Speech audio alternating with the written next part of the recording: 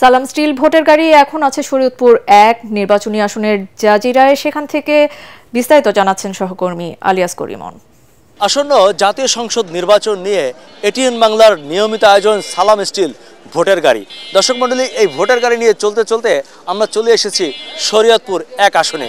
এখানে আমরা বেশ কিছু ব্যানার ফেস্টুন দেখতে পেলাম এবং মনে হলো একটা উৎসব ভাব। সামনে তো নির্বাচন, কেমন আয়োজন দেখছেন আপনাদের এলাকায়? আমাদের এলাকায় তেমনটা আয়োজন দেখি না, কিন্তু এভাবেই অনেক প্রার্থী আসে যায়, কিন্তু কি ভোট পর্যন্ত কিছু চায় না। আসলাম আহমেদ, যে তিনি হলো এই যে ধানের শীষে আর কি, আর দাঁড়িপাল্লা আছে একজন, আর স্বতন্ত্র প্রার্থী আছে একজন। না, নির্বাচন আছে না যে প্রচারণা যে ভোট চায় অথবা ঠিক আছে এরকম কিছুই নাই।